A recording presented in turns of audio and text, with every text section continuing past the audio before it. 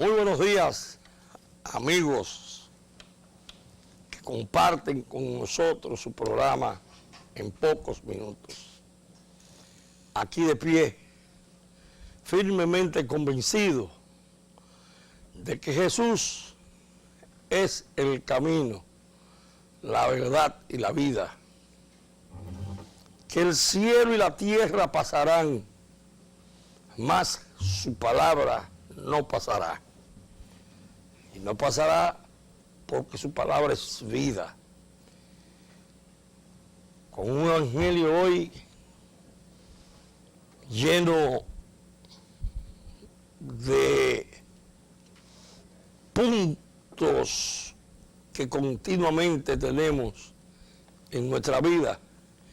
Y yo le digo a eso a veces el diablito, porque todo el mundo sabe cuando la cosa está bien y cuando la cosa está mal. Tenemos un evangelio, pero antes del evangelio me gustaría, de ser posible, que te fuera a la primera lectura del día de hoy. Porque hay sacerdotes que con los evangelios lo que le meten es miedo a la gente. Y nosotros lo que tenemos es fiesta, pero fiesta de reflexión, fiesta de cambio, fiesta de la vida. Porque si bien es cierto que el nacimiento de Jesús fue grande, porque vino el Mesías, más cierto es el vencer la muerte. Vamos a leer la primera lectura para que te fijes que bien decidido está Jesús como Hijo de Dios a dejarse tentar, que pudo haber dicho que no, y sin embargo aceptó la tentación, aceptó que lo tentaran, pero no la tentación. Bueno, la primera lectura, buenos días, la primera lectura de este día está tomado de Deuteronomio y nos dice que dijo Moisés al pueblo: el sacerdote tomará de tu mano la cesta con las primicias y la pondrá ante el altar del Señor tu Dios. Entonces tú dirás ante el Señor tu Dios: mi padre fue un arameo errante que bajó a Egipto y se estableció allí con unas pocas personas, pero luego creció hasta convertirse en una raza grande, potente y numerosa. Los egipcios nos maltrataron y nos oprimieron y nos impusieron una dura esclavitud. Entonces clamamos al Señor, Dios de nuestros padres, y el Señor escuchó nuestra voz, miró nuestra opresión, nuestro trabajo y nuestra angustia. El Señor nos sacó de Egipto con mano fuerte y brazo extendido, en medio de gran terror, con signos y portentos. Nos introdujo en este lugar y nos dio esta tierra, una tierra que emana leche y miel. Por eso, ahora traigo aquí las primicias de los frutos del suelo que tú, Señor, me has dado. Lo pondrás ante el Señor, tu Dios, y te postrarás en presencia del Señor, tu Dios. Palabra de Dios. Te alabamos, Señor. Mira, esa es la primera lectura. Y en la primera lectura está claro que todo ese maltrato, luego, con Moisés, llegando a la tierra prometida, eso desaparece. Y desaparece porque Dios no abandona su pueblo.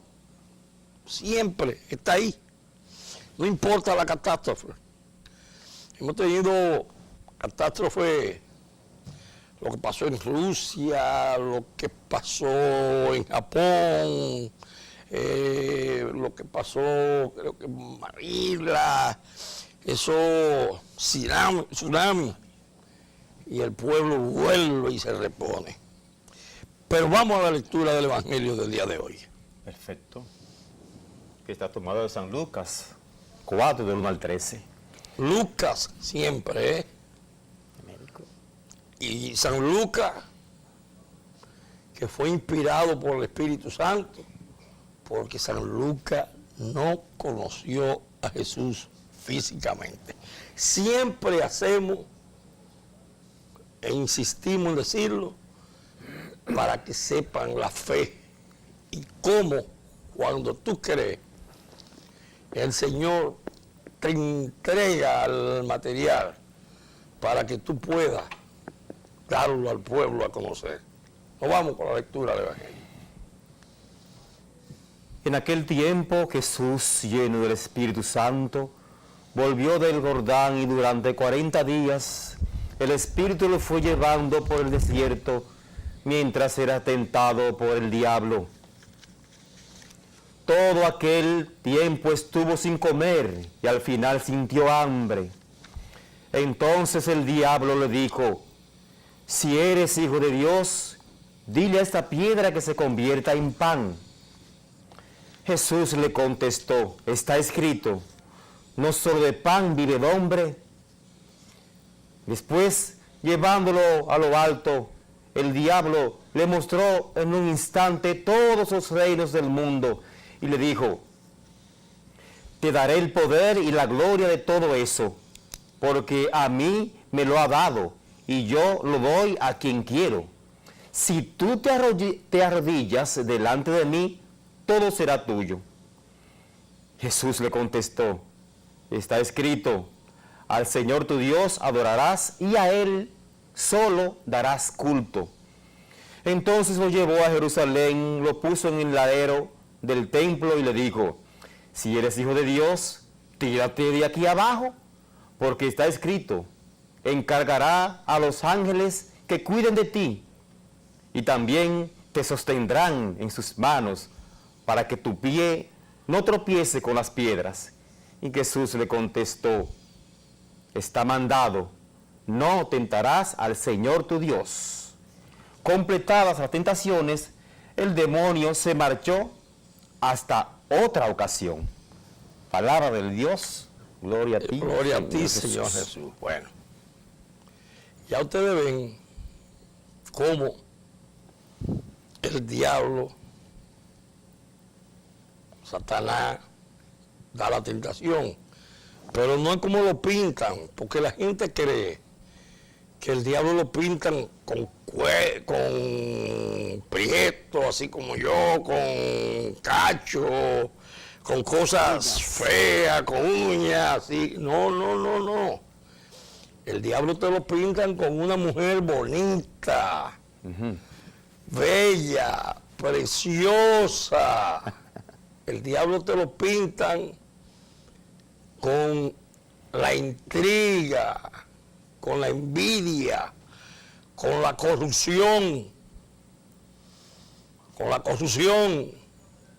El diablo te lo pintan con el narcotráfico.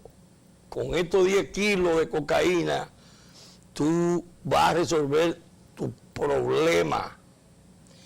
El diablo te lo pintan cuando deja de ser responsable con la familia.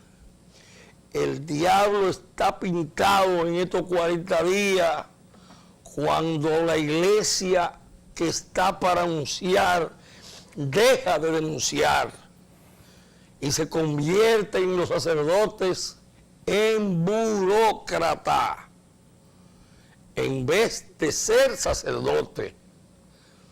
Y tenemos ya una situación que no es la de ayer.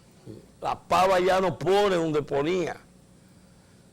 El Papa echa fuera al cardenal de los Estados Unidos. Y no solamente con la rota romana, sino a la cárcel.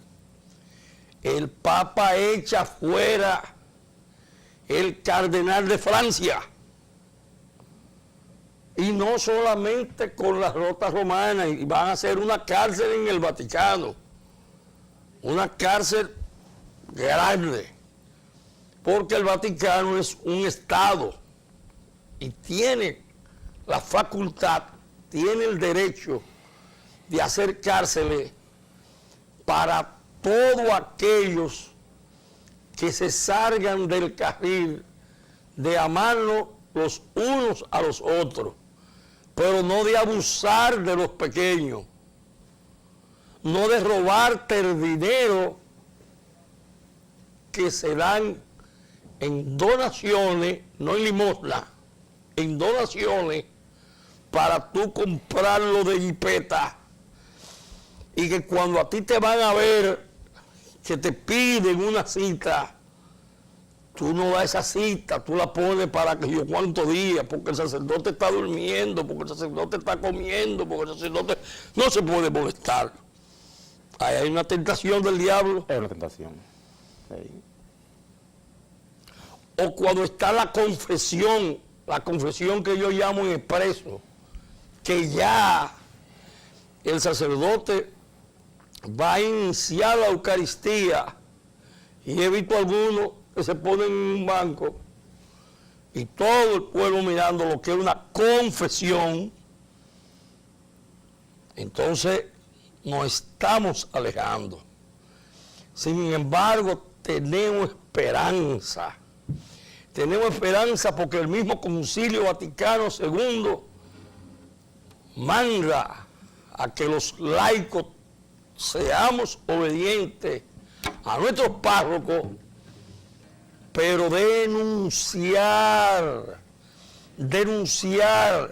Ahí tenemos en La Vega un bandido sinvergüenza que está acusado de violentar de todas las normas de la iglesia con un niño bandido que lo violó. Mírenlo cómo se presta. Mírenlo. El día 19 es la audiencia de ese sinvergüenza. Nosotros como iglesia no podemos, miren los jóvenes que hay ahí, y él predicándole, y se hacía pasar como una mosquita muerta. Ese no cabe. Esas son la tentación que tenemos.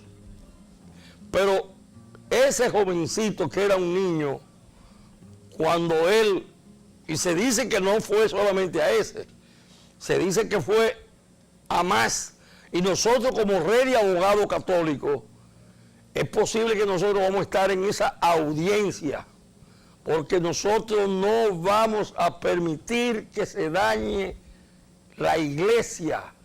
La iglesia no es de uno solo. La iglesia no es del Papa, la iglesia no es de los obispos, la iglesia es de Dios. Y Dios no quiere violadores. La iglesia quiere gente que la ame, gente que lleve sus preceptos. Inclusive, gente como nosotros que predicamos, tenemos que tener la humildad de aceptar cuántas cosas tenemos y cuántas fallas tenemos.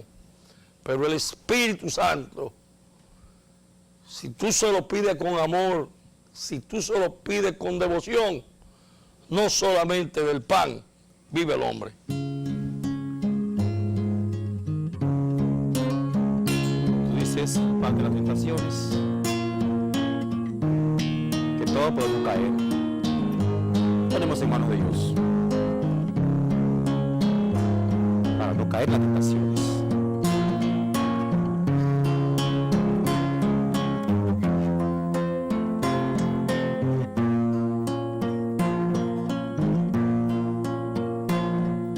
Vengo ante ti, mi Señor, reconociendo mi culpa, con la fe puesta en tu amor, que tú me das como a un hijo. Te abro mi corazón y te ofrezco mis miserias, despojado de mis cosas. Quiero llenarme de ti. Me ha llamado, Señor. Como tenemos un llamado especial. Señor, no soy nada. Dime por qué tú me has llamado y has pasado por mi puerta y tú bien sabes que soy pobre y muy débil. ¿Por qué te has fijado en mí? Me has seducido, Señor, con tu mirada. Me has hablado al corazón y me has querido. Es imposible conocerte o amarte. Es imposible amarte y no seguirte. Me has seducido, Señor. Señor, yo te sigo y quiero darte lo que me pides. Aunque hay veces en que me cuesta darlo todo, tú lo sabes, yo soy tuyo. Ven y camina, Señor, junto a mí. Que me has seducido, Señor, con tu mirada. Me has hablado al corazón y me has querido. Es imposible conocerte y amarte. Es imposible amarte y no seguirte. Me has seducido, Señor.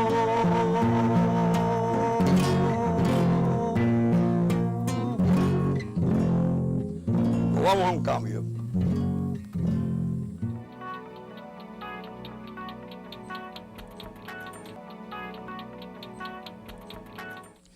Bueno, como las promesas son deudas, como las deudas son promesas, Ahí para el el que no la paga.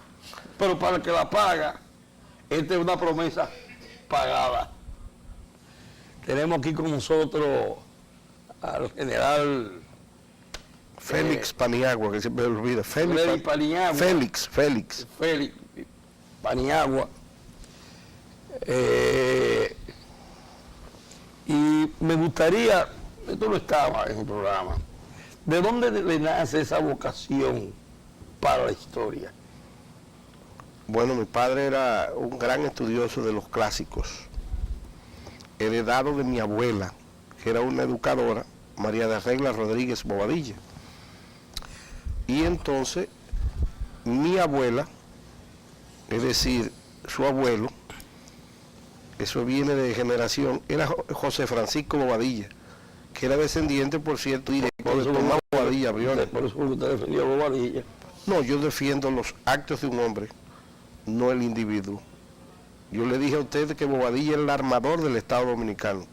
Así es. Y es el corregidor, es el elaborador del único acto oficial que sirvió como acto institucional, que se llama el Manifiesto del 16 de enero, que por cierto es parte de las ideas de Sánchez, que era un verdadero político detallado para su época. Entonces yo no he hecho una defensa de Bobadilla, yo lo que le he dicho a usted, Bobadilla no necesita defensas retóricas. Cuando no hay faltas que cubrir, no se necesita discursos rimbombantes. Usted acaba de mencionar a Sánchez. Sí, pero tengo que terminarlo, o sea, mi familia está obligado a lo que se llama el estudio histórico.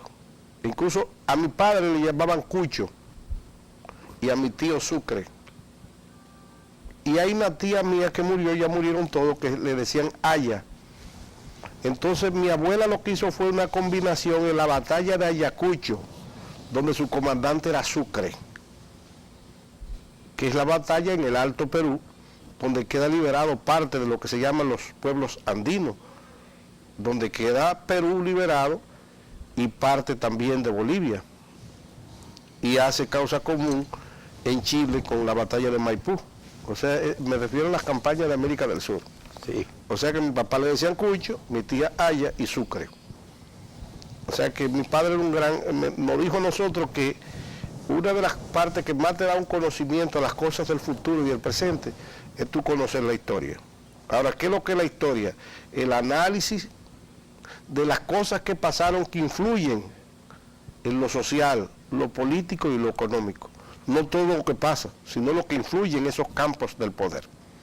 Y mi padre me enseñó desde niño, pues, estudiar la historia dominicana, querer a mi país, porque él siempre decía lo mismo que decía Salomón, uno de los grandes políticos griegos. ¿Qué es lo que es patria? Un pedazo de tierra defendido con amor. ¿Cómo tú quieres una cosa? Conociéndola. Nadie ama, quiere lo que no conoce. O sea que mi vocación de investigador histórico o de historiógrafo viene por el lado de mi padre. Bueno, pues yo pienso que vamos a hacerle honor justamente a Francisco del Rosario Sánchez. Y yo diría que Sánchez del Rosario también, para hacer la pequeña corrección, Ajá.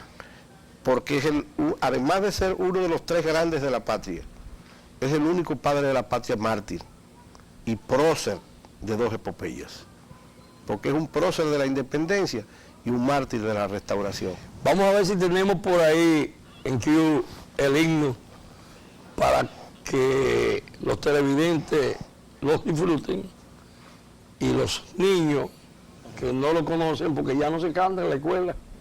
La escuela lo canta, pero... No lo cantan. Lo que pasa es que nosotros todavía tuvimos el bombardeo de la escuela ostosiana, Sí. de esa disciplina que se ha ido, otros dicen modernizando. Yo creo que hemos ido en operación retrógrada. Yo creo que Hemos echado para atrás en cuanto a lo que se llama el patriotismo se refiere. yo creo que yo tuve un poquito de eso. Además, yo soy hijo de maestra. Por suerte hay una escuela en Bonao, de donde nací, que lleva el nombre de mi madre. O sea que su madre es educadora y por eso usted sigue educando a un pueblo. Sí, cuando me tocó en mi vida militar, que tuve 27 años, tuve 19 en las escuelas vocacionales, en el departamento de orientación, pero yo daba la docencia.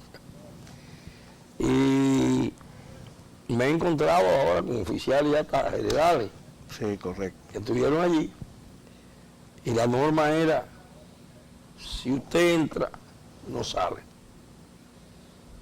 Y el que llegaba tarde, no entraba. No, porque la impuntualidad es parte de la puntualidad es parte de la disciplina, Que voy al baño, usted puede ir al baño cuando usted lo desee. pero Ahora, usted no entra. usted no entra. Entonces espere ir al baño en su momento oportuno y tenga la autodisciplina. Vamos a escuchar el himno a ese gran héroe, patriota. Vamos a escucharlo.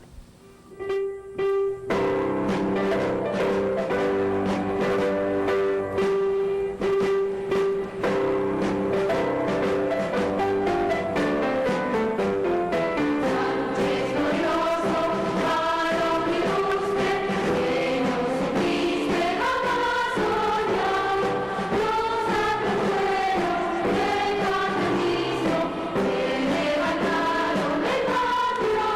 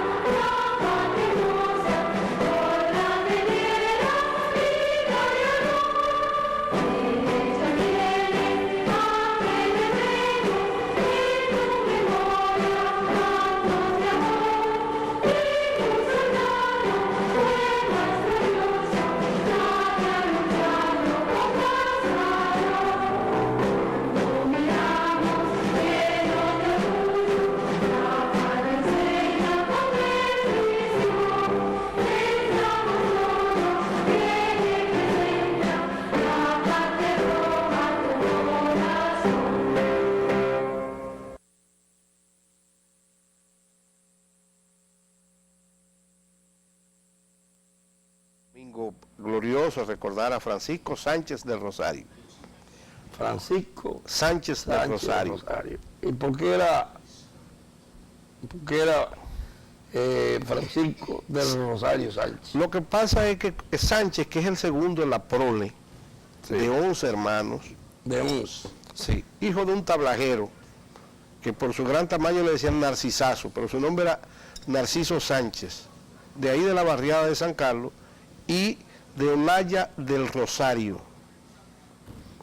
Entonces, cuando él nace, que por cierto tenía un hermano que se llamó Andrés, que se convierte en mártir de la libertad, que fue fusilado en 1845 exactamente, el 27 de febrero, adjunto de su tía, de María Trinidad, que es quien tiene que ver con la educación inicial de su sobrino, porque María Trinidad Sánchez, aunque nunca se casó, ni nunca tuvo hijo, era señorita, le llevaba 20 años a Francisco Sánchez de Rosario.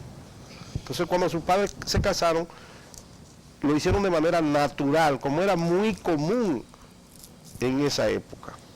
Se juntaron. Se juntaron. Entonces procrearon hijos y después decidieron casarse. Entonces él queda legitimado. Por cierto, sus padres se casan en la iglesia del Carmen, porque él nace próximo ahí en lo que se llamaba la calle de la Luna, lo que viene siendo la calle Sánchez hoy. Mientras que Mella, que se conocen desde niño, nace una esquina después en la calle del Tapado, lo que era 19 de marzo hoy. O sea que Sánchez y Mella eran de la misma barriada, de lo que llamamos zona colonial, pero ellos estaban dentro de la ciudad intramuro, o sea, dentro de los muros, pero a la salida ya de la ciudad colonial, porque la ciudad colonial llegaba aproximadamente en ese entonces, la metrópoli, específicamente cuando se proclama la independencia, hasta la 19 de marzo, es decir, hasta la calle del Tapao. Después eran Conuco y Casa Sarteada, hasta el fuerte que llamamos el Conde, pero en ese entonces se llamaba Fuerte de San Genaro. Y lo que es la calle del Conde se llamaba la calle La Separación, para cuando se proclama la independencia. Entonces, volviendo a Sánchez, sus padres, al casarse, ya como tienen 5 o 6 hijos, él queda legitimado, pero ya todos los muchachos le llamaban, porque él perteneció al coro de la iglesia del Carmen, también fue de la banda de música municipal. Y Sánchez siempre fue un niño muy altruista, y por eso su profesión era peinetero, es decir, con los cuernos del ganado que mataba a su papá, él hacía figuras, incluyendo peineta, y lo vendía en la calle La Separación y en el mercado, que era en Sonce, a donde está el Palacio de las Comunicaciones, cerca de la casa de los Duartes. Por eso Duarte y Sánchez se conocen desde muy pequeños. Mire, yo tengo que aprovecharlo. Ajá. Entonces estamos concluidos en lo que se llama el nombre de él. Ahora, ya cuando él se casa, cuando él es un hombre público como fiscal de la Villa de Santo Domingo, como fiscal de la Corte de Apelación del Estado ya republicano, ya él se firma Francisco Sánchez. O sea, ya no se firma del Rosario. Fue de la banda de música también, fue sastre de profesión, porque viene de familias muy humildes, con un liderazgo natural. Era alto como el palo de una bandera, medía 6'2", 6'3". Siempre tenía una sonrisa a flor de labio, aunque siempre se le conoció valor personal. Pero era el individuo muy simpático, o sea, no era el muchacho guapetón, el muchacho problemático, no. Sánchez siempre tuvo un liderazgo natural. Yo tengo que aprovecharlo porque nace la nación, tenemos una nación, pero yo quiero hablar de los constituyentes. Correcto. Usted le explica a los televidentes quiénes fueron los constituyentes y cómo forman el Estado de los constituyentes. Sí. La nación es un grupo de personas que hablan el mismo idioma, tienen las mismas creencias, tienen el mismo hábito de vida. O sea, la nación de nosotros se va conformando aquí cuando llegan los españoles. Al agrupar un grupo de nativos, lo que le llamamos los indios, y lo llevan a un convento llamado los dominicos,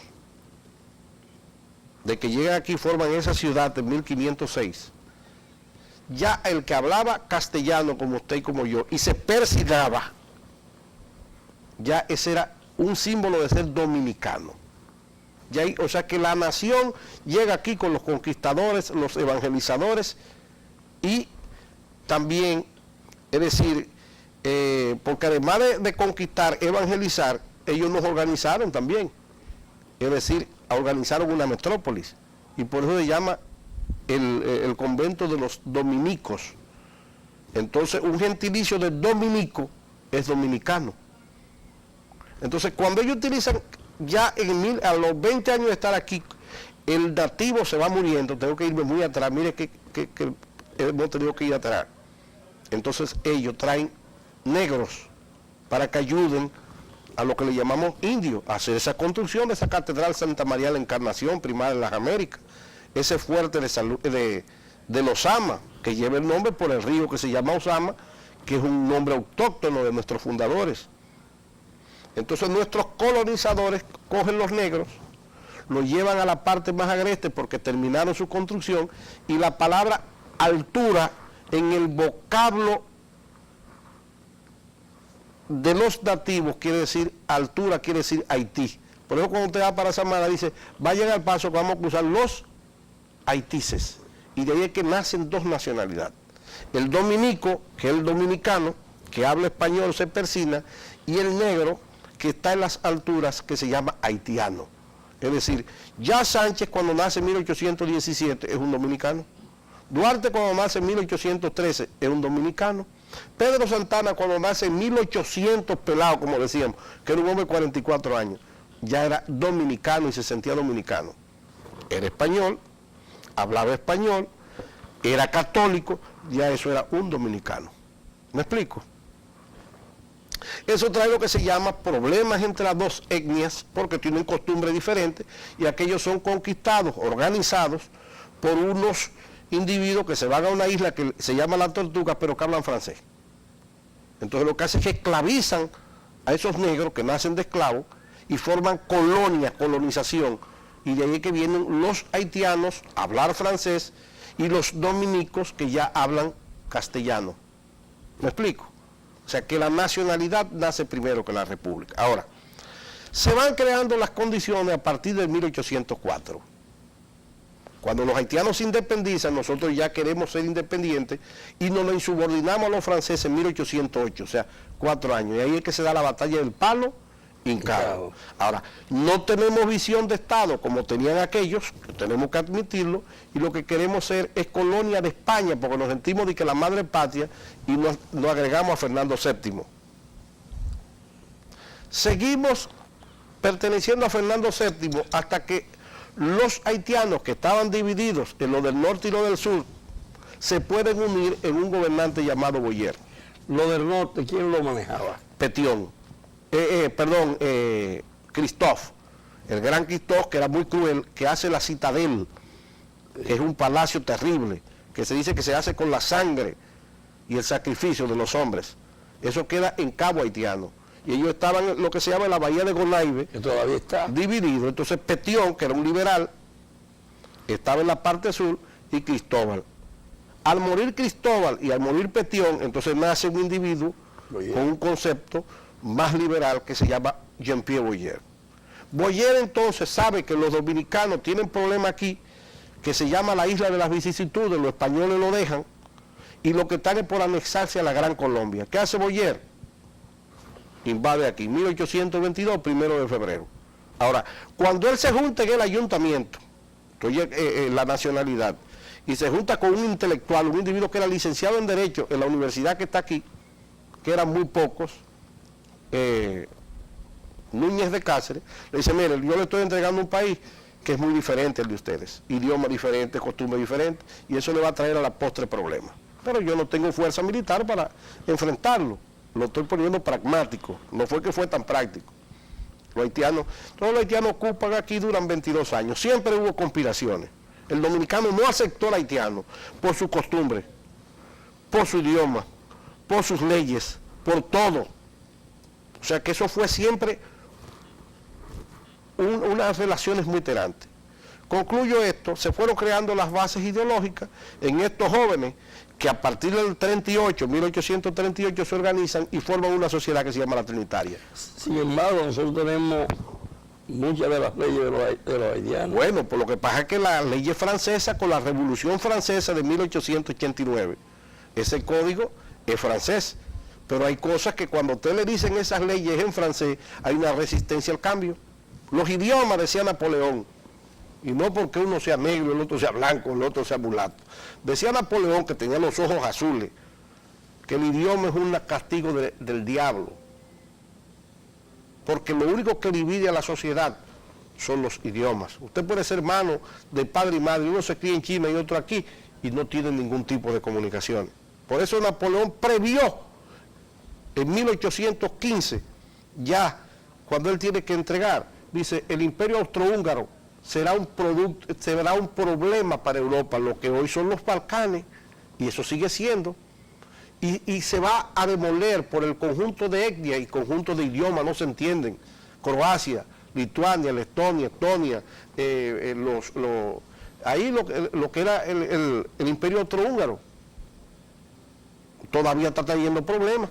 Ahí está Milosevic, que era presidente por ese problema de ahí, Alsacia, pero específicamente los croatas y por la cantidad de idiomas, no se entendían. En un barrio hablaban 7 dialectos y no se entendían, y Napoleón lo predice eso. Dice, por eso los idiomas es un castigo divino, y se dice que viene de las torres de Babel, es un castigo, los idiomas. Entonces, ese tipo de cosas trae una división en el mismo país. Concluyo esto, ya proclamado el Estado republicano el 27 de febrero de 1844, donde Sánchez juega un papel importante. Primero, es de los constructores de lo que se llama el manifiesto, que sirve como acto institucional, nuestra primera constitución. Segundo, es quien lleva al Parque Independencia, lo coge el Parque Independencia, los mayoría de los que están comprometidos, los 174 que firman esa noche, martes 27. Sánchez es el jefe político, Mella es la acción y es parte del grupo trinitario. Y está Ravelo, y está todos los que habían sido trinitarios, fundadores y no fundadores. Pero tiene una cosa, Sánchez es el jefe político. Ahora, Sánchez que busca a Bobadilla el 28, dice, mire, el que sabe de eso es usted, yo no tengo este conocimiento. Y él es que lo elige presidente a Bobadilla. Ahora, vienen los problemas entre ellos y se dividen. El 9 de junio hay visiones diferentes, otros quieren anexar en la bahía de Samaná a Francia, a cambio de que se le enfrente, pare Haití, que viene a invadirnos, y ya han invadido aquí, se enfrentan el 11 de marzo y tienen otra embestida y dice, bueno, vamos a buscar auxilio. Sánchez es de los que apoya también Santo Domingo libre de toda potencia extranjera. O sea, aquí ni franceses, ni ingleses, y paga con eso. Ahora, tan pronto se integra el gobierno del general Pedro Santana Familia, que lo proclama el ejército que está armado, y la situación de Duarte se le complica en el mes de julio también, cuando Mella, que Balaguer dice que actuó como un político vulgar, lo proclama presidente sin la fuerza militar, y el poder y el orden descansan sobre el cañón de un fusil. Eso es, de no hacerlo así, el barraco, todavía decimos en el campo, se respeta por los colmillos. Entonces, ahí es que viene y se llama a una constituyente, es decir, se eligen. Explíquele a los televidentes lo que es un barraco. Bueno, el barraco. Me perdona. Sí, no, lo que pasa es que el barraco, aquí se le dice al cerdo padrote grande. Ahora, él para imponerse dentro de ese mundo animal, y echa inclusive, echa entonces un colmillo que son sus armas. Un colmillo que tiene el colmillo más fuerte, tiene el privilegio de tener más cerdas, o sea, conquista la hembra.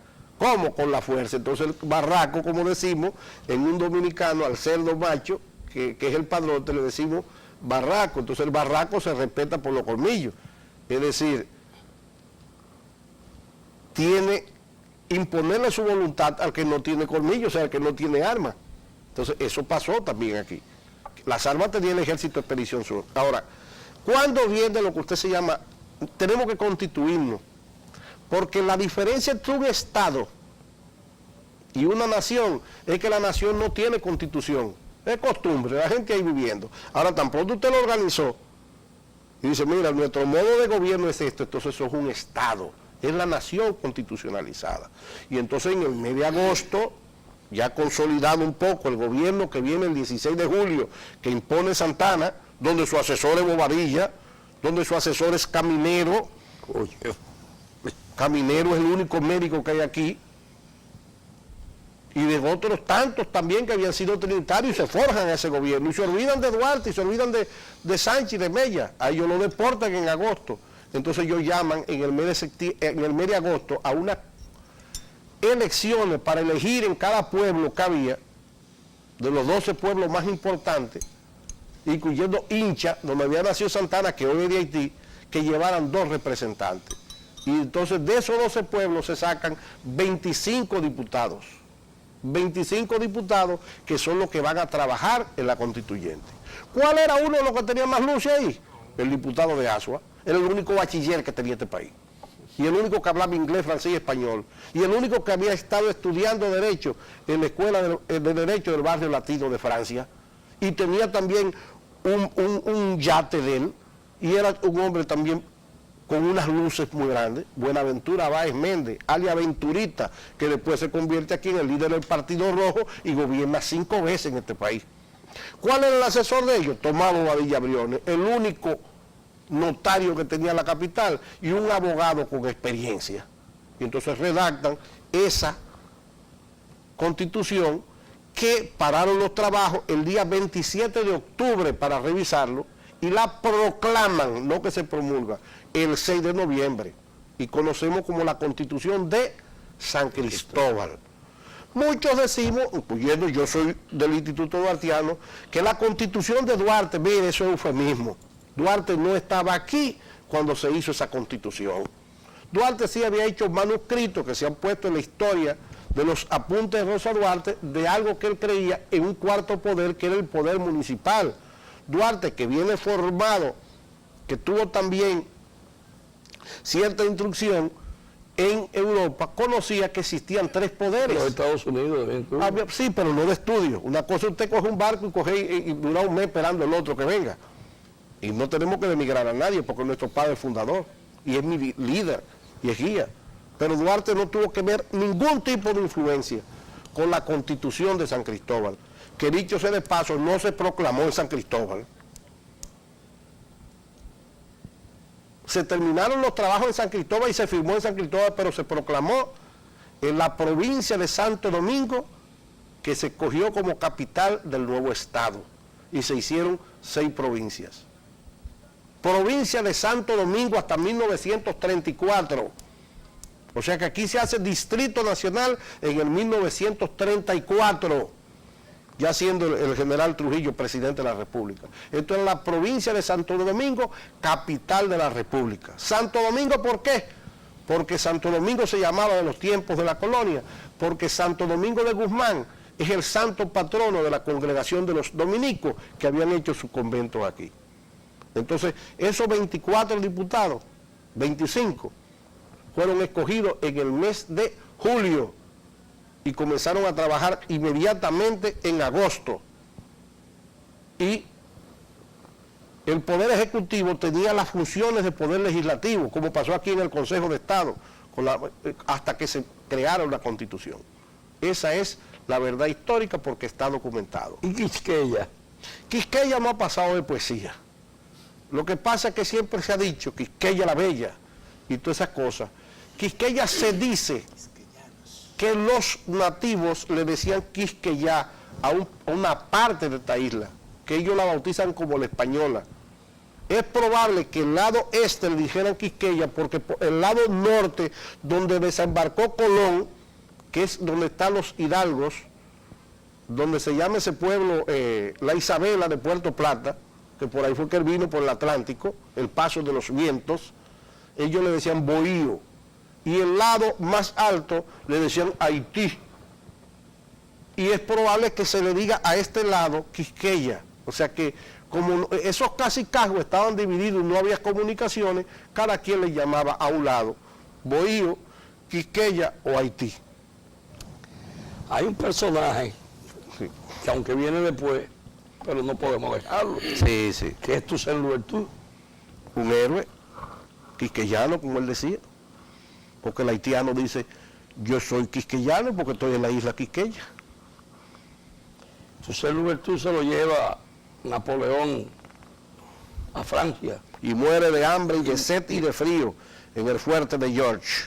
¿Por qué? Porque él conocía a su pueblo y él aprovechó las libertades que le dieron para que su pueblo sea más libre y que no hubiera esclavitud.